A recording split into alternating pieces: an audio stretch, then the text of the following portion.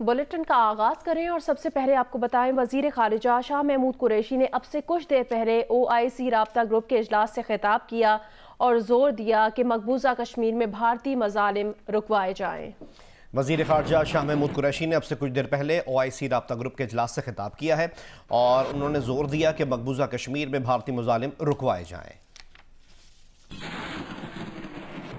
The extremist RSS-BJP disinformation may instigate another conflict to retain its authoritarian grip on power and divert attention from its domestic troubles. The recent revolutions in the Indian media regarding orchestration of belligerent actions in February 2019 for electoral gains by the BJP led credence to this possibility. We have repeatedly forewarned the international community of India's plans to stage another false flag operation against Pakistan. और अब आपको बताएं कि peoples party के senior रहनुमा कमर जमान कायरा ने programme आज हाजिर खानजादा के साथ में गुफ्तगू करते हुए कहा कि PDM क़यादत ने यह फैसला किया है कि लॉन्ग मार्च एक दिन का जलसा नहीं होगा, इसका मकसद कई दिनों तक इस्लामाबाद में पड़ाव डालना है। उन्होंने कहा, इमरान खान की तरह किसी इमारत पर हमला नहीं करेंगे, हमारा पुरअमन एहतजाज होगा। कमर जमान कायरा का कहना था वो रेड जोन भी जाएंगे। फैसला हुआ कि अभी हम अपने लॉन्ग मार्च की तैयारी करें। एक लंबा एक्सरसाइज है, ये एक दिन का जलसा नहीं है। पूरे पाकिस्तान से लोगों ने मूव करना है और उन्होंने कई दिन के लिए इस्लामाबाद में आके पड़ाव डालना है। कई दिन का पड़ाव का मतलब है धरना। पीपल्स पार्टी की तो पोजीशन है कि हम धरनों के माजी में भी खिलाफ थे तो अब भी खिलाफ है, तो आप क्या धरने के हामी होंगे? हम ना किसी इमारत पे हमला करेंगे जो खान साहब ने किया, ना सुप्रीम को अटैक करेंगे, सुप्रीम कोर्ट को, ना पार्लियामान को, ना वजीर आजम हाउस पे चढ़ दौड़ेंगे। हम अपनी जगह पे पीसफुल अपना एहतजाज करेंगे।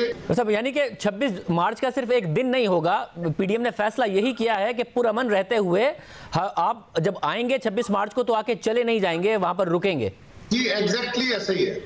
सारे मुल्क से काफिले टुवर्ड्स इस्लामाबाद मूव करेंगे और वो इस्लामाबाद में फैजाबाद के मुकाम पे प्रपोज्ड है। अभी वहां पे बैठेंगे 2 दिन 3 दिन, उसके बाद हो सकता है अगला पड़ाव उनका जो है वो आगे मूव करके वो किसी और मुकाम पे हो और फिर रेड जोन के अंदर जाके भी पीसफुल एहतजाज, खामोशी के साथ बैठ के पीसफुल एहतजाज, हमारा कोई वायलेंट एहतजाज नहीं होगा। अभी इसका कोई फाइनल ये हतमी तय नहीं हुआ कि ये कितने दिन तक होगा, लेकिन ये नहीं होगा कि एक दिन का जलसा हो, ये काफी दिन के लिए होगा।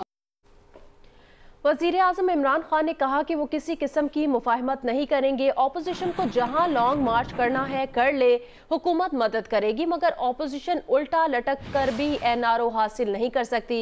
कोटली आज़ाद कश्मीर में यौम यकजहती कश्मीर जलसे से खिताब कर रहे थे।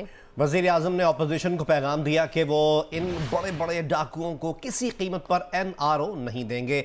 ये नहीं हो सकता कि छोटे चोर जेलों में हों और बड़े चोर NRO लेकर बाहर चले जाएं। गवर्नर सिंध इमरान इस्माइल कहते हैं, लॉन्ग मार्च PDM के ताबूत में आखिरी कील साबित होगा। वफाकी वजीर अली जैदी ने कहा, मुनाफिकत देखनी हो तो PDM को देख लें, किसी सूरत सेनेट में हॉर्स ट्रेडिंग नहीं होने देंगे। गवर्नर सिंध इमरान इस्माइल का दावा है कि वफाकी हुकूमत को 2/3 अक्सरियत हासिल है। कराची के असगर अली शाह स्टेडियम में कश्मीर डे कप के मौके पर उनका कहना था कि मरियम नवाज माइनस हो या प्लस, PDM का कोई मुस्तकबिल नहीं। PDM जो है वो एक मैं समझता हूँ चला हुआ कारतूस है, चाहे मरियम उसमें से माइनस हो या मरियम प्लस उसके अंदर आ जाए, वो PDM ने नहीं चलना। वो हर 2 महीने बाद अपनी वो पैंतरा बदलते हैं और कोशिश करते हैं एक और काम करने की।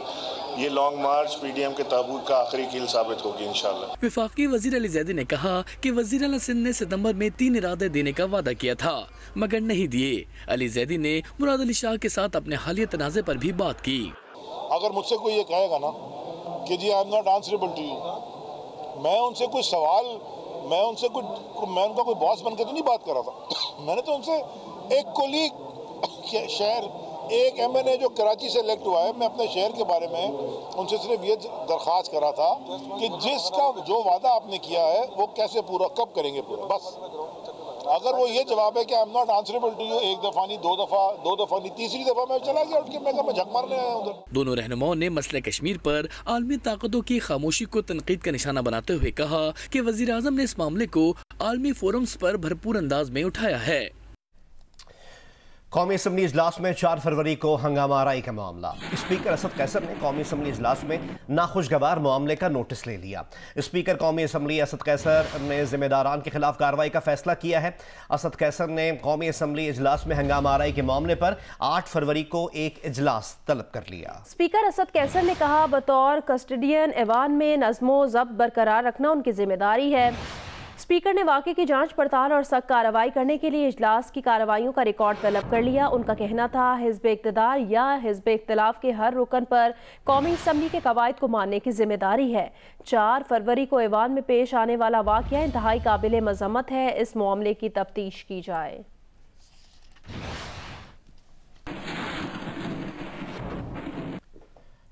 शहबाज शरीफ बामुकाबला डेली मेल हत्या इज्जत केस की इब्तदाई समाअत में लंदन की अदालत के जज जस्टिस मैथ्यू निकलन ने करारदाद दिया कि डेली मेल के मजमून में लिखे गए अल्फाज शहबाज शरीफ की हत्या के इज्जत का बायस थे। दौरान समाअत डेली मेल के वकील ने कहा कि शहबाज शरीफ के खिलाफ करप्शन और मनी लॉन्ड्रिंग के इल्ज़ामात बहुत महदूद और मफरूज़ों पर मबनी थे। इसी बारे में मज़ीद बता रहे हैं लंदन से जियो न्यूज़ के नुमाइंदे मुर्तज़ा अली शाह।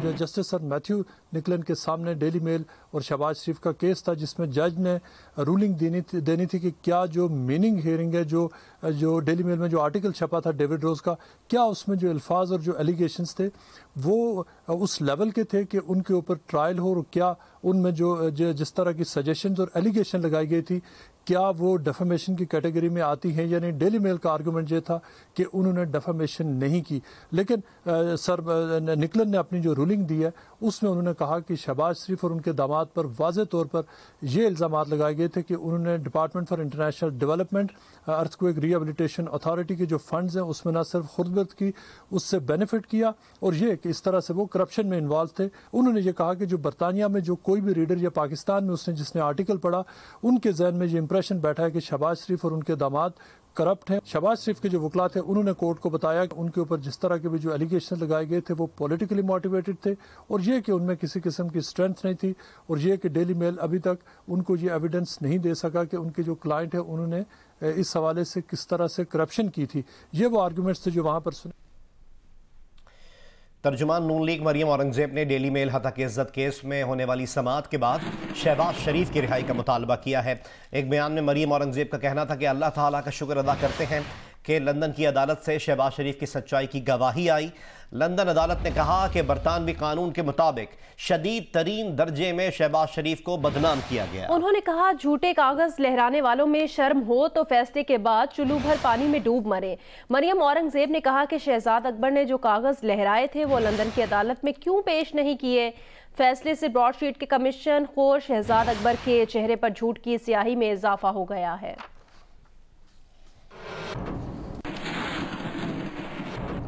मुशीर दाखिला और एहतसाब शहजाद अकबर ने कहा, लंदन की अदालत में आज की समाअत का हरगिज ये मतलब नहीं कि शहबाज शरीफ डेली मेल के खिलाफ अपना केस जीत गए। उन्होंने मजीद कहा कि मरियम औरंगजेब को पता कर लेना चाहिए था कि आज समाअत किस चीज की थी। शहबाज शरीफ की रिहाई का मुतालबा भोंडे मजाक से कम नहीं। सबसे पहले तो देखिए, ये जो मोहतरमा है अपने आप को तर्जुमान कहती हैं नून लीग की, इनको थोड़ा सा कानून भी समझ लेना चाहिए और ये भी पता कर लेना चाहिए कि आज हेयरिंग किस चीज की थी।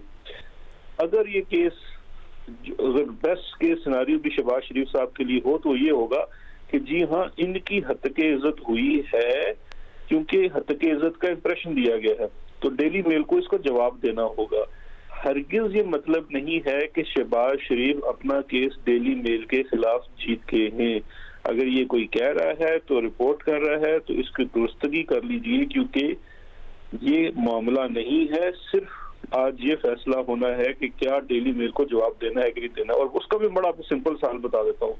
डेली मेल ने ये कहा कि नवाज शरीफ ने, शहबाज शरीफ और इसके खानदान ने मनी लॉन्ड्रिंग की। डेली मेल ने ये कहा कि इनके दामाद ने डिफर्ड में से पैसे खाए। डेली मेल के डिफेंस के लिए उनके पास सबसे बड़ा सबूत तो ये होगा कि शहबाज शरीफ जो हैं मनी लॉन्ड्रिंग केस में इंडाइट हो चुके हैं, चार्जशीट हो चुकी है उनकी। इससे ज्यादा उनको क्या प्रूफ देना है? और उन्होंने तो यही कहा है कि इनके ऊपर मनी लॉन्ड्रिंग के इल्जाम हैं। और जहां तक इनके ऊपर डिफेड वाले केस की मामला है, तो डिफेड वाले केस में प्ली बार्गेन करके इकबालिया जुर्म का बयान करके विटनेस बयान दे चुका है कि मैं ये पैसे चोरी करता था और इसमें से इतने पैसे मैंने थ्रू चेक अली इमरान को दिए हैं। ये दोनों चीजें मौजूद हैं। उसकी जब स्टेज आएगी तो डेली मेल वो भी पेश कर देगा। तो ये इंप्रेशन देना बड़ा गलत है। और इसके ऊपर मरियम कह रही है जी पाकिस्तान से शहबाज शरीफ को आजाद कर दिया जाए, तो ये मेरा ख्याल है एक बोंडे मजाक से ज्यादा कुछ नहीं है। मुस्लिम लीग नून की नायब सदर मरियम नवाज ने कहा है ये कैसा एहतसाब था और क्यों शुरू किया गया, ये तो बहुत पहले ही दुनिया पर आया हो चुका था। एहतसाब का ड्रामा रचाने वालों का मुहासबा तो अभी शुरू हुआ है। एहतसाब की रट लगाने वालों का अपना यौम एहतसाब करीब है। मरियम नवाज ने कहा कि लगता है बरतानवी जज ना गॉडफादर फिल्म देखते हैं, ना नॉवल पढ़ते हैं, ना व्हाट्सएप इस्तेमाल करते हैं। उन्होंने कहा लंदन कोर्ट का फैसला सबूत है कि जब अदालत साकिब निसार की नहीं आज़ाद अदालत होगी तो इमरान खान और हवारियों को मुंह की खाना पड़ेगी। मरियम नवाज ने कहा कि नवाज शरीफ, शहबाज शरीफ ने ईमानदारी और दयानतदारी से मुल्क और कौम की खिदमत की। नवाज शरीफ, शहबाज शरीफ को सियासी मैदान से बाहर रखने वालों को हर रोज धूल चाटना पड़ रही है।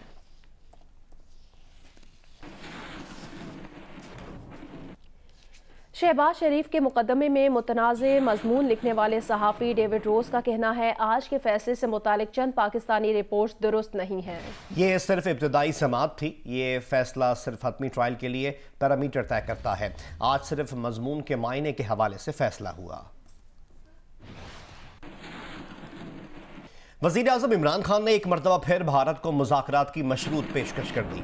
यौम यकजहती कश्मीर के मौके पर कोटली आज़ाद कश्मीर में जलसे से खिताब में वज़ीर आज़म का कहना था कि भारत मकबूजा कश्मीर में 5 अगस्त 2019 का इक़दाम वापस ले, आर्टिकल 370 बहाल करे। पाकिस्तान मुज़ाकरात के लिए तैयार है, इसके अलावा कोई ऑप्शन नहीं। वज़ीर आज़म इमरान खान ने कहा कि कश्मीरी नई दिल्ली को मानते ही नहीं, इसलिए मकबूजा कश्मीर में भारत कभी कामयाब हो ही नहीं सकता। वज़ीर आज़म इमरान खान ने कोटली में यौम यकजहती कश्मीर के जलसे से खिताब करते हुए ये भी कहा कि मकबूजा कश्मीर और आज़ाद कश्मीर के अवाम जब पाकिस्तान के हक़ में फ़ैसला करेंगे तो पाकिस्तान उनके वो हक़ देगा कि वो आज़ाद रहना चाहते हैं या पाकिस्तान का हिस्सा बनना चाहते हैं। मैं कश्मीर के लोगों को यह कहना चाहता हूं कि इंशाअल्लाह जब ये आपको आपका हक़ मिलेगा, कश्मीर के लोगों को मकबूजा कश्मीर और आजाद कश्मीर कि जब आप अपनी मुस्तकबिल का फैसला करेंगे और कश्मीर के लोग इंशाअल्लाह जब पाकिस्तान के हक में फैसला करेंगे, मैं ये भी आज कहना चाहता हूं कि उसके बाद पाकिस्तान कश्मीर के लोगों को वो हक देगा,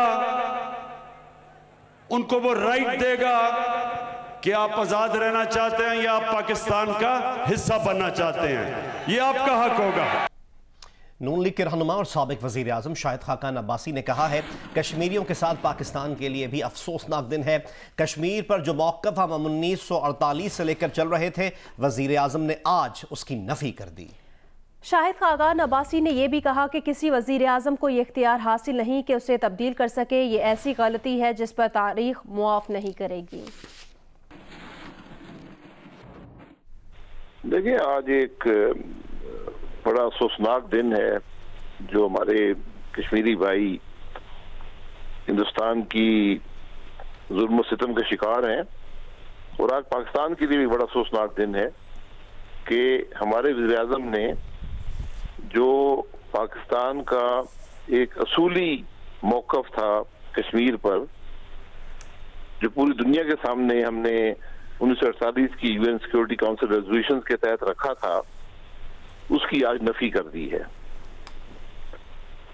और किसी वज़ीर आज़म को ये इख्तियार हासिल नहीं है कि वो उस मौक़िफ़ को जो 1948 से लेकर हम चल रहे थे और जिसका इजहार कायद-ए-आज़म ने खुद किया था, उसको तब्दील कर सके। तो ये तो ऐसी गलती है जो तारीख कभी हमें माफ नहीं करेगी। अमरीकी रियासत न्यूयॉर्क के गवर्नर एंड्रयू कुमो ने 5 फरवरी को कश्मीर अमेरिकन डे करार दे दिया है ताकि कश्मीरी अपनी शनाख्त का दिन मना सके। इस मकसद के लिए अमेरिकन पाकिस्तानी एडवोकेसी ग्रुप ने काबिल ज़िक्र खिदमात अंजाम दी। न्यूयॉर्क के गवर्नर एंड्रयू कुमो ने 5 फरवरी को कश्मीर अमेरिकन डे करार दे दिया है।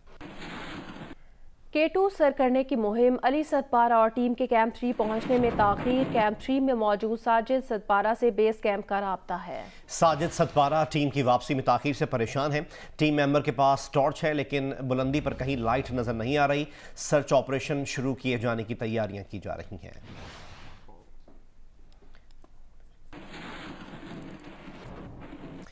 स्वात के इलाके नजीग्राम में बुधमत दौर के आसार दरियाफ्त हुए हैं, जिसमें स्टूपास समेत दीगर आसार शामिल हैं। मजीद तफसीलात बताएंगे स्वात से नुमाइंदा जियो न्यूज़ महबूब अली। जी बिल्कुल, मैं इस वक्त स्वात के एक तारीखी गांव निजग्राम में मौजूद हूं, जहां पर 2000 साल पुराने आसार मिले हैं। इन आसार में क्या कुछ शामिल है और इसकी अहमियत क्या है, हमारे साथ आर्कियोलॉजी के एक माहिर समीउल्लाह साहब मौजूद है। मजीद इस हवाले से उनसे जानने की कोशिश करते हैं। इसमें इंस्क्रिप्शन मिले हैं हमारे पास, इसके अलावा कॉइन्स मिले हैं, प्रिस्को पेंटिंग मिले हैं और इसमें स्टूपास, सबसे बड़े जो मोनास्ट्रीज है ये मिले हैं।